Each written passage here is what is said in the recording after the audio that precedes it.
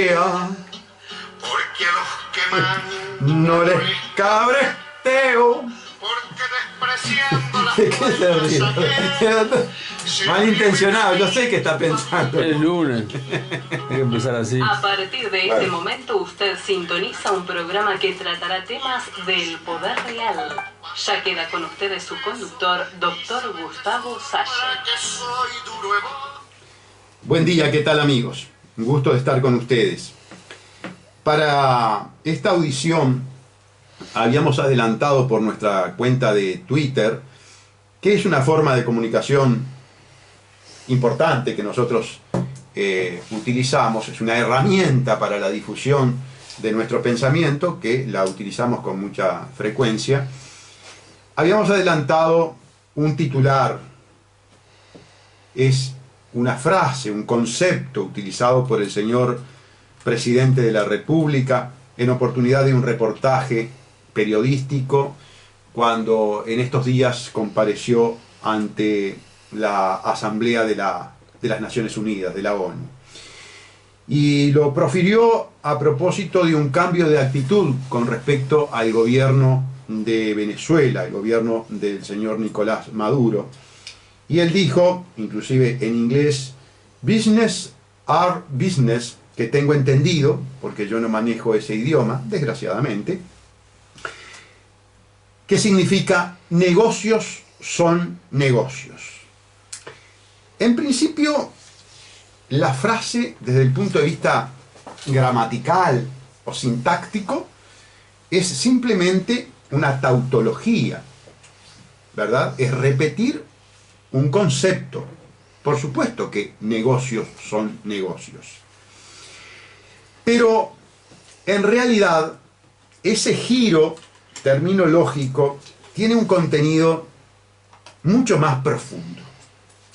Y ese es el contenido que primero vamos a descifrar y que luego vamos a analizar críticamente.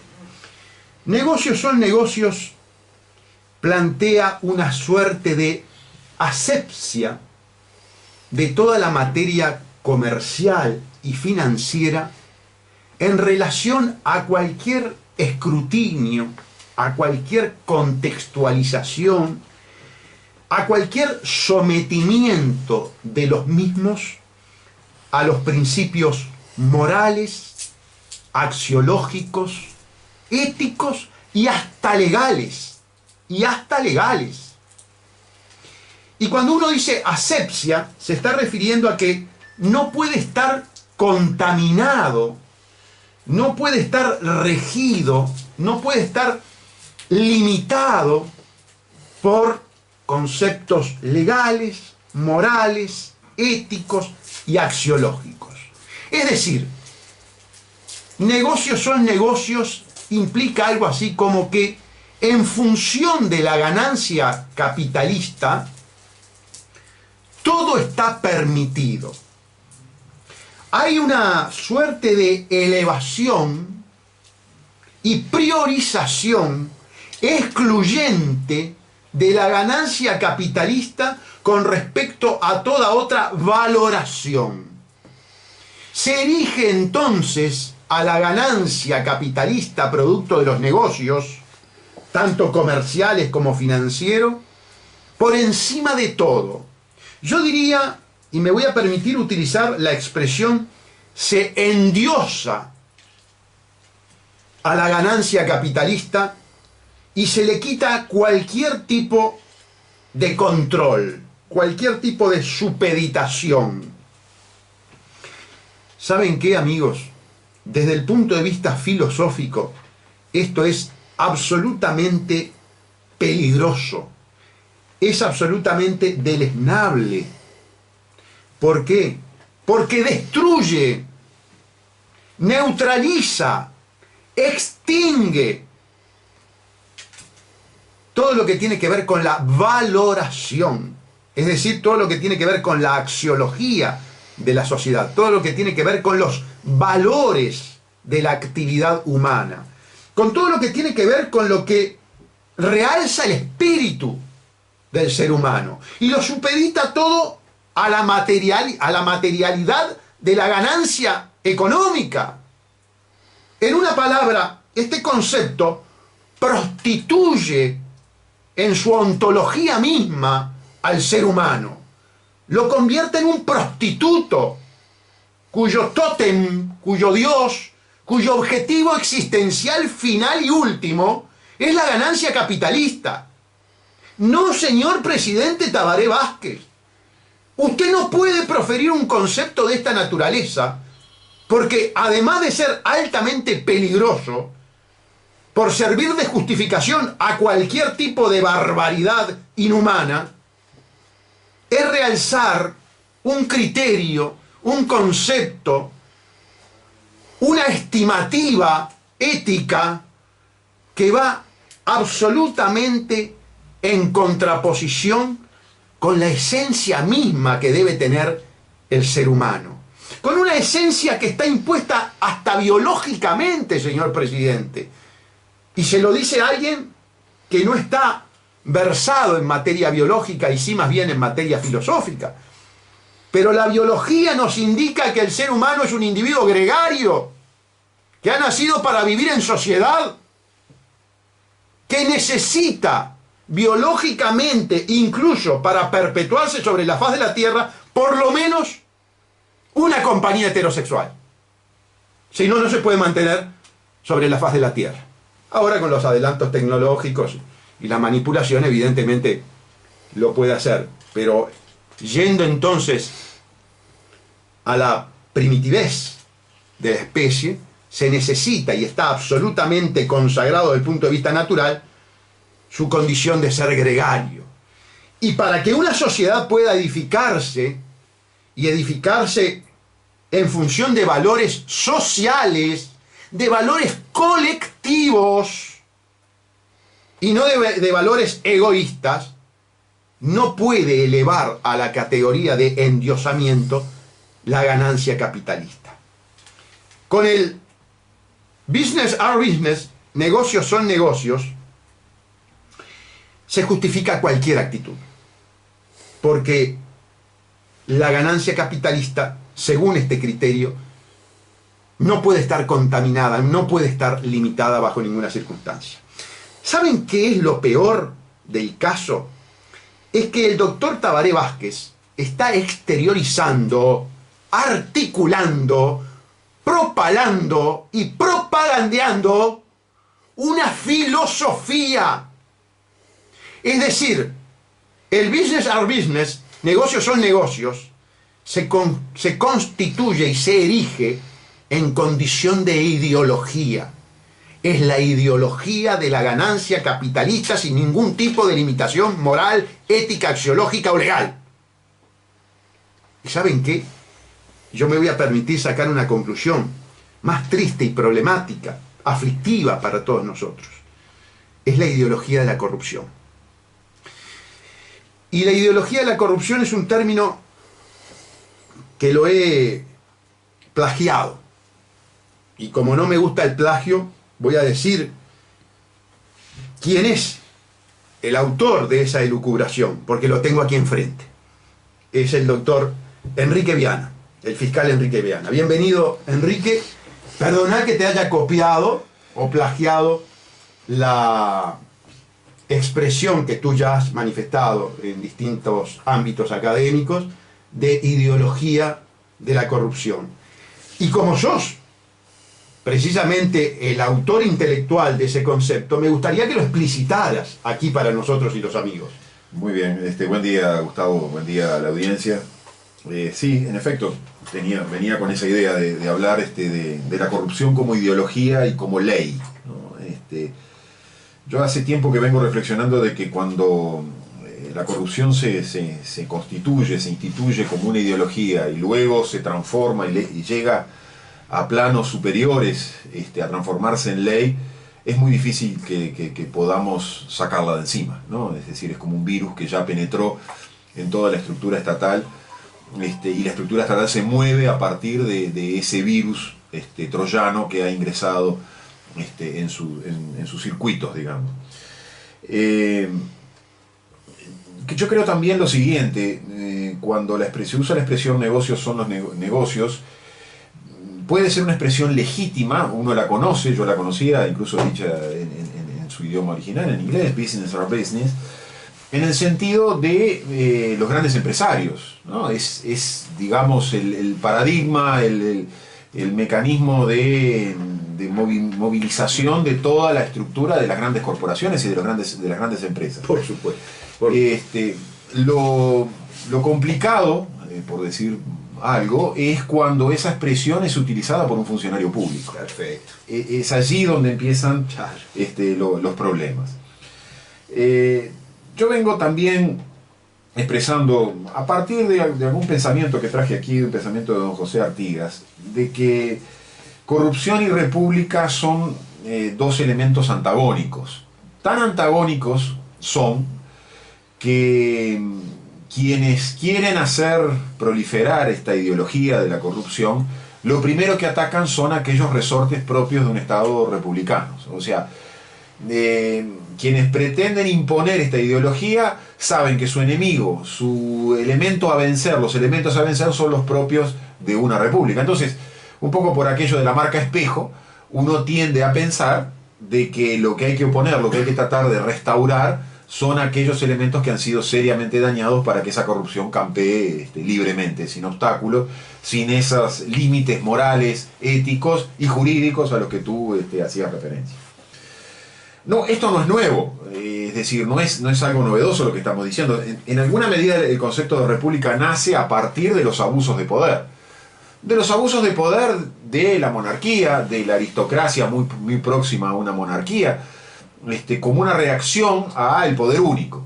Es decir, entonces también observamos que este regreso, que hay una suerte de regreso al poder único, hay una suerte de regreso a aquellas situaciones que tú mencionabas hoy muy temprano en la televisión, violan el principio de igualdad ante la ley. Y don José Artigas dijo en el año 1813, en ocasión del famoso discurso, la oración inaugural del Congreso de Tres Cruces, dijo esta expresión de la cual yo extraigo una cantidad de consecuencias. Hay que ubicarse en el tiempo, ¿no? 1813, lo que pretendía ser una provincia oriental estaba eligiendo sus diputados para ir a un congreso en el cual iban a estar representados todas las provincias. Había ciertos resquemores en aquel momento. Artigas estaba ya enfrentando la presión de Buenos Aires, amén de ubicarse el ejército oriental junto al ejército bonaerense sobre Montevideo. Estaba muy cercano también el ingreso del ejército lusitano. Era una situación de guerra, indudablemente. Y él expresaba estas frases a los que iban a ser los representantes de la provincia oriental.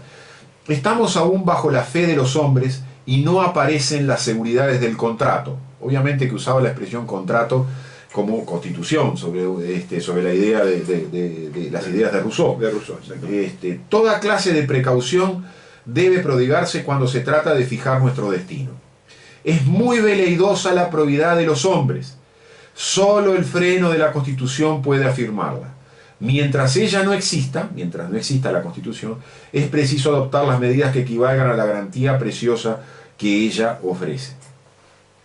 Y yo siempre he extraído un conjunto de ideas sencillas a partir de esta expresión, de esta frase, de este pensamiento de Artigas. En primer lugar, vivir bajo la objetividad del derecho. Artigas exige que esa veleidosa probidad de los hombres esté regulada por ciertos márgenes y ciertos límites que los va a dar el derecho, que los va a dar, en primer lugar, la Constitución. En segundo lugar, nos alerta de que el hecho de que existan autoridades, el hecho de que existan gobernantes, supone, en primer lugar, un respeto para quienes somos gobernados. Pero no significa una confianza ciega, es decir, no significa que el hecho de que exista una autoridad nosotros tendremos que rendirle plena obediencia aun cuando esa autoridad actúe al margen de esos límites establecidos por el derecho. También nos refleja, y era propio de la situación en la que se encontraba, pero que es traducible o es traspolable a los tiempos actuales, que vivir bajo los límites de una constitución, enfrentar a las autoridades para exigirle que cumplan con los límites propios del derecho, del Estado de Derecho, supone un ejercicio de coraje y de sacrificio para todos los ciudadanos.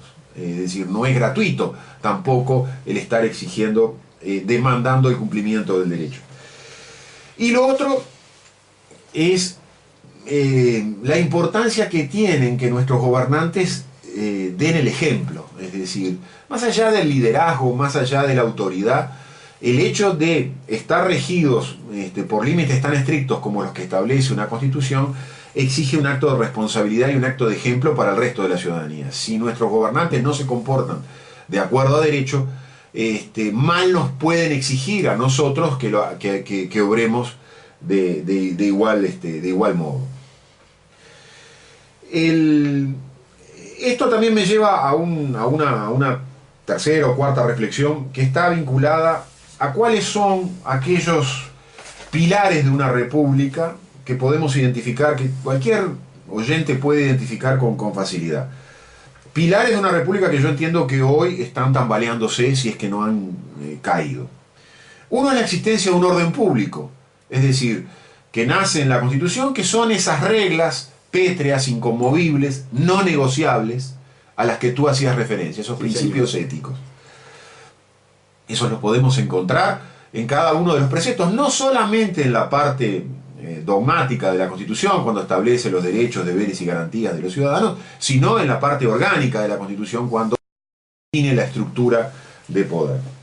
El segundo pilar que yo identifico es la existencia, es quizás una cosa muy sencilla, pero para mí muy importante en los tiempos actuales, que existan funcionarios públicos con intereses públicos. Es decir, cuando nosotros vivimos en una república no puede haber funcionarios públicos que en ocasión del ejercicio de la función pública defiendan intereses privados o intereses particulares.